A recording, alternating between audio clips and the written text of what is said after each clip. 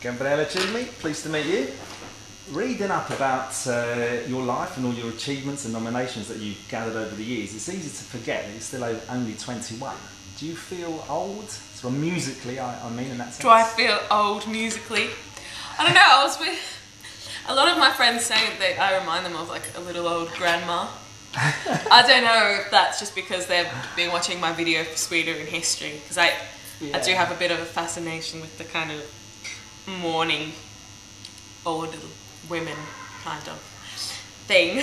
I don't know. I feel like I've been doing this for a while. I came here almost 7 years ago now to London to kind of start my music career. So yeah, it's been a while, but I'm still there. I still don't know it all. Still learning more about everything every day in terms of this business. But, yeah, I bet. Yeah. I'm sure there's never going to be a point that you stop learning at that point. Probably time to quit. But you know, since the Lessons in Love, Lessons to be learned, the first album, the second LP, 10, you pretty much dispensed with everything. The label, management, hair, by the way, looking very good. Oh, thank you. And you say you finally found your voice. Can you give us a brief description of your journey so far in that sense, across those albums and those periods? Yeah, well, it kind of all started out, I was just kind of, one minute I was just jamming in the garage, kind of playing Led Zeppelin covers with a few mates. And then all of a sudden I was writing an album in Westerham in Kent, in England. After I got signed in Australia, I somehow ended up, to cut a long story short, I was kind of on sold to Island Records, and then I made my first record, Lessons to be Learned, which was quite a crazy experience because I was at school at the time, and on my school holidays I'd come here and write, and then that kind of went on for about 3 years, and then I released my album, and I was 16 at the time. And then the second album was kind of a weird experience for me. I guess looking back on it now, I feel like maybe it wasn't really marketed the way I wanted it to be, and I guess I wasn't really making music that I felt happy with and represented who I was or how I felt. This was totally different from both of those experiences, because after breaking up with my record label and my management, I was on my own initially. I never, I didn't really know what to do. Like I'd always had to answer to someone. I felt, making my first 2 records. I mean, even though I was writing, especially on my first record, all of a sudden I had so much freedom, but I didn't really know what to do with it. So that was a bit tricky. I wasn't sure whether I could do it, to be honest. Yeah. Scary time. Yeah, it was a bit scary, but somehow got through it. And it all started when I wrote this track called Vicious Love with a few of my bandmates, and that was the first track that I wrote for the album, and then it all just kind of flowed from there. Okay, Yeah. So things are very much more on your own terms now. So no pushy label, no management forcing you to do naked photo shoots and that sort of thing. No like weird naked photo shoots or anything. I think my dad would be happy about that. That was never really naked, so No, but none of that. Yeah, but which is really nice, and it's nice to finally. I mean, it's almost out. The album's almost out now, which is cool. It's been 3 years. So you feel a bit more freedom, and with that freedom must come a significant amount of pressure as well. I mean, are you quite good at handling? No, I'm not very good at handling pressure. No, I drink a lot of coffee. I don't know if that keeps me going or makes me more paranoid. Probably makes me more paranoid. I'm not sure, but I just kind of try not to think about it too much. Just take every day as it comes. I mean, obviously I'm always thinking about the future and what can I do to make it work, but you have to get on with it. Just take deep breaths, and I'm proud of what I've done, and I think it's just about getting it out there now. So. Yeah, definitely. You seem to be embracing more of the Italian part of your heritage in the video for Sweet in History, as we just mentioned. Yeah. There's many religious references, much more stylish, glamorous. Is that a true reflection of where you're at now? Yeah, well, it kind of started out just talking to my friend about like Italian cinema, and he bought me this book about Italian neorealism photography.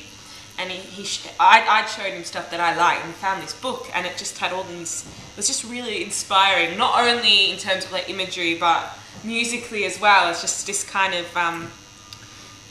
grittiness, and a lot of the photographs were taken, 1940s, kind of early 1950s, and a lot of the pictures show people living in like, run-down houses, but quite a lot of poverty, in poverty, but the images were still beautiful. Yeah.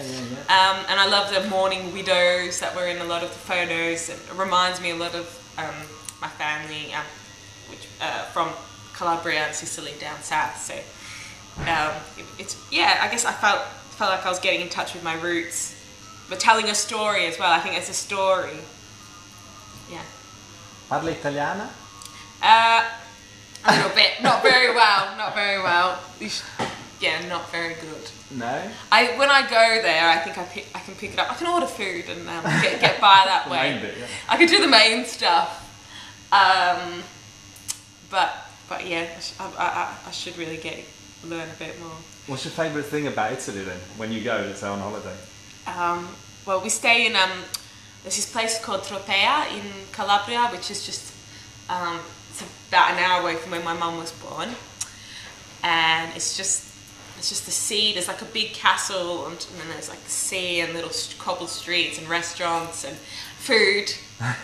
I'm just in love with food and the sunshine. I guess that's and the buildings and stuff. I guess that's why. Sounds idyllic, no? Yeah, it's nice, and I can see where my mum was born and when my grandparents grew up. It's nice. Yeah. So what's so captivating for you about the glamour style of that post-war period, especially? I think it was just the way that you can see the beauty in it, even though it's so. Even though these people were living in, there was one story. My grandmother used to have to run under a train, and to get the food, to get the I think it was wheat out of the bottoms of the train. Oh, right. And run out, and I just thought that story has always stuck with me. And I think the images really tell a story, and it was kind of like how I was feeling inside a little bit. I felt like I didn't have much control over what was going on, and I was kind of a bit. I felt like I had been robbed of my kind of creativity. I wasn't in a very good place. But there's something about this imagery that made me feel. I just connected with it a lot, and I just felt right. Something about it. Yeah. So you're back to your third album, The Sting, out in November, which marks, a new direction. The Sting was the lead single. But why The Sting especially? Does that sort of sum up the whole album, and what can we expect from that album? Yeah, I guess especially I think the lyric, The Sting, it's just a good. It represents the whole body of work, I think, because it was how I felt like I'd been a bit stung, and this is just a kind of the aftermath of what happened after that, after being stung, and how I felt, and because there's a lot of like breakups at the time with like my management and my label, and after that a little bit, I broke up with my boyfriend. Broke up, it was kind of a bit of a rough time, but it's all in there. Yeah. Now. So was that sort of cathartic experience then? Yeah, definitely. It was definitely a healing experience. I mean, I don't know why, I can't sit down and seem to write a happy song. Really difficult for me. Yes, for some reason, I need to get into some kind of uplifting. It's not that I feel pretty good at the moment, but I still sit down and write, and I'm like, can you just write something nice, please? Yeah. Sometimes just things grip your mind, but some of the most emotional songs are always. If you're just writing about, oh God, what a beautiful day, it's a beautiful day. Yeah. I mean, you can write the biggest hits in the world, just coming up with those simple ideas. But also the most depressive ones are the best. You know, yeah, when you want to slice your hand, you know, slit your wrists. And then, yeah, exactly. I don't know. That's a good point. Maybe it is more obvious that the kind of, you know, the breakups. Everyone wants a good song about a breakup, really. I know. I don't know. Well, even if you're not going through a breakup, there's something about, you know, something about the music or something that just connects. Yeah, I suppose everybody's at different points in their lives and different points. I don't know. Reminds you of different songs. things. There's no doubt about that. It's Yeah. like a smell, really. Yeah, but you've always had a rocky edge to your sound and inspirations. Are you going to be moving away from that now slightly, or? I think it's actually a bit with this record. Definitely, my second record. I think it's definitely got a bit more of a live sounding feel to it. Which that's what I wanted to kind of have that in my music, because I love live instruments, and there is like a bit of synth and a little bit of kind of programmed drum sounds, but there's quite a lot of live guitars. Basically live. I love live instruments, and I love guitars when they sound like an organ, making a guitar sound like an organ. I work with a really great guitarist, Adam, who plays in my live band, who I just love everything he does. I'm really lucky that I've worked with really great musicians and writers on this record. Elliot James produced the whole record, and he's done loads of different stuff, from engineering for Block Party to Noah and the Whale to like more kind of pop stuff like Eliza Doolittle. He's done so much, but it's just nice that together we kind of the sound is a result of that collaboration, really. Yeah, your brother Joseph pops up in the songwriting credits. Yeah, on a track called Not Sorry, which is, it's one of my favourites to play live. So I'm writing a little bit more with him at the moment. He's actually just finished school. Yeah? Which is really handy for me, because if I need to record an idea, he can just record it for me. Because me and computers don't really gel. I don't know. Maybe that's why my friends call me grandma, because I still don't really understand.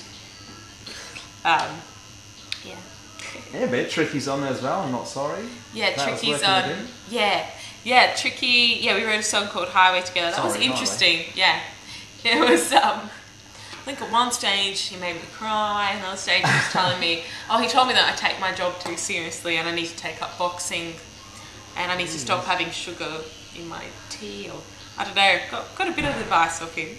It was really cool to work with him, because I've just always been a fan of the way he kind of sings. He's not rapping, he's not singing. There's something about his kind of the rhythm when he's singing, whatever he's doing, that I've always been interested in. So it was good to see that, like, in person.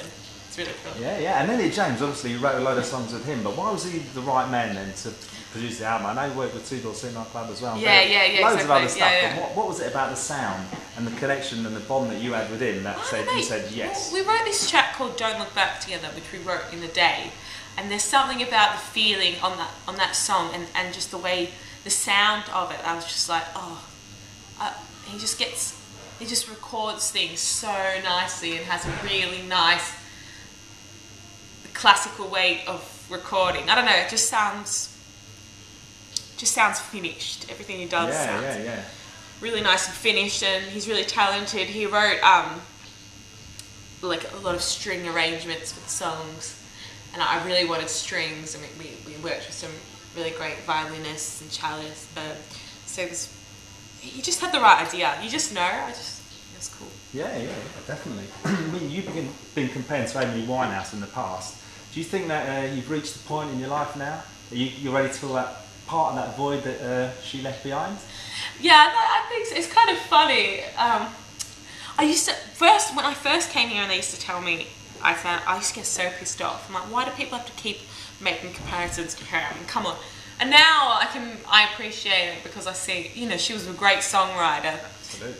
Like a really great songwriter, and obviously she had a great voice. So I'm not really fussy. I'm kind of like, that's a good comparison. They could be comparing me to like bloody, I'm not going to say. Say it. I don't know. They could say, "Oh, she sounds like Britney Spears." You know, I'm not really looking to achieve anything like that. So, oh, so funny. This guy messaged me the other day. He's like, "Oh, I just bought your single, or bought something off iTunes, and it said the artists you're similar to. It said Amy Winehouse, Kylie Minogue, Natalie Imbruglia, and Chris Brown." He's like, "That's all pretty good except Chris Brown." I'm like, "Where did Chris Brown come from with that music?" Oh yeah, I've been told that a lot. Sound a bit like Chris Brown. iTunes thinks I sound similar to Chris. Really? I'm a similar artist to Chris Brown. I mean, what do you think about that? I doubt it. I can't really see that. But you know, I'd say now with the label side, what do you think you sound like then? That people that are not mentioned a lot then. I don't know who I sound. I don't know. I mean, obviously you want to sound like yourself. Yeah. But I've taken influences from all kinds of things. Definitely. Portishead on this record has really influenced me. Tricky's influenced me, but then I've always loved like classic soul, like Otis Redding.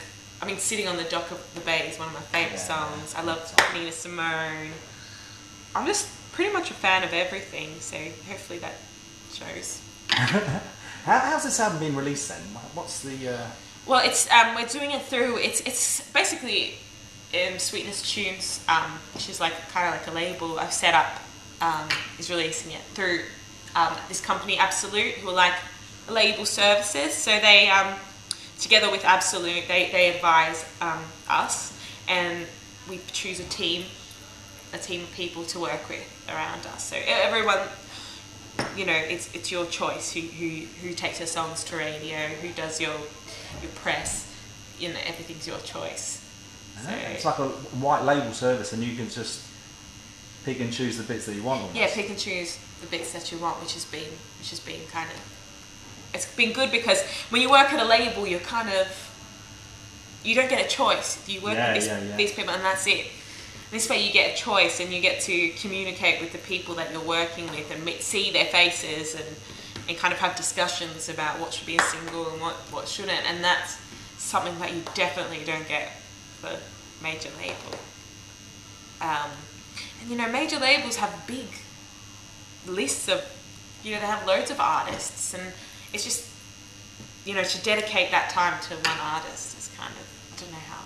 Yeah, no, absolutely. I think you're doing the right thing. Anyway, that's just, you know. My next question was going to be, how have you seen the industry change? Because now that is a sort of thing you see. Yeah, I mean, I've seen it. I thought it, but I mean, they were telling me it was changing when I first came, which it was, like, albums that would have sold, you know, 20 million, for example, like, during the 90s, like, those big albums, like, Alanis Morissette, Jagged Little Pill, sold, like, 20 million, that Norah Jones, Come Away With Me, like, 20 million, all these big albums. I mean, people don't sell 20 million records anymore. No.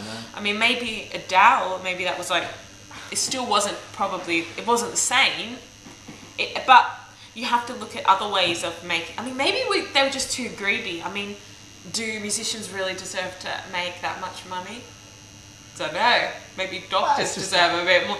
I don't know, but... It's just the way it is, you know. It's at least, you know...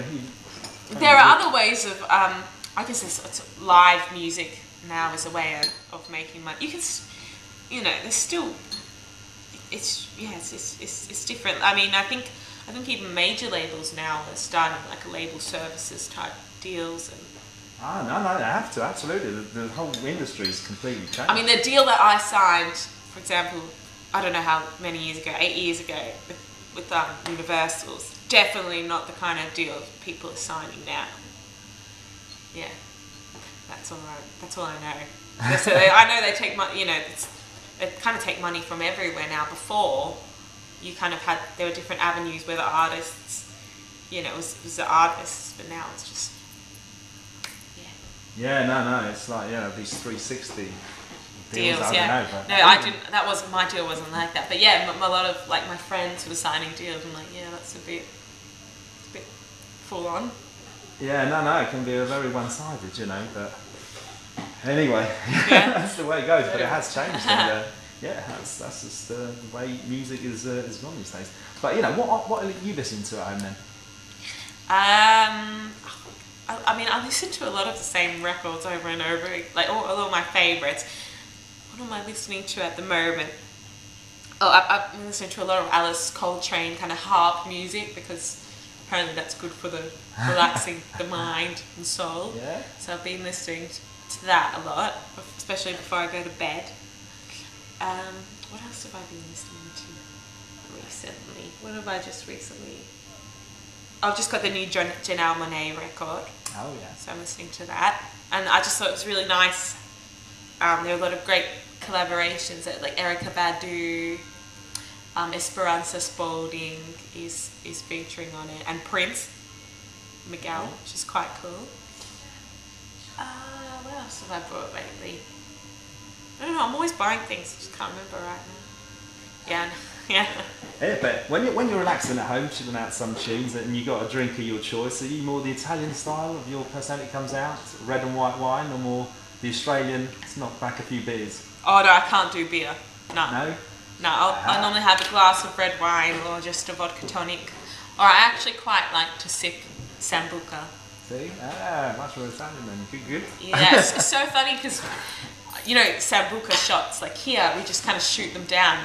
In Italy, they just drink it. But I like it in my coffee, actually. Yeah, correcto. Yeah, it's really nice. It's nice. I did that. You've never done the Sambuca thing where you've just gone through that night and just gone completely over the top. Oh, yeah, I did it in Italy a few times. I've definitely done that. I mean, my nonna, I'll never forget one night, she poured me, we're having like a deeper meaningful conversation, and she makes limoncello with my dad's auntie, and she sat there with 2 glasses. She poured mine about halfway. They were glasses, they weren't shot glasses. Yeah. Poured mine half, she poured hers right to the top, just sitting there sipping it. I mean, these women can drink. Yeah. I think I take after her too. It takes me a while to get drunk. Good. What's in store for 2014 then? Gabriella Cilmi? 2014, hopefully a tour. Definitely probably another single from the album, and then I guess I'll start writing my next record. Hopefully play festivals, the festival circuit. Yeah, that's the plan. Good. And how would you sum up Gabriella Cilmi in a sentence? Oh God. These questions always get me. takes me a while. In a sentence, can I say? Definitely, I'm definitely an overthinker and a chocolate lover, and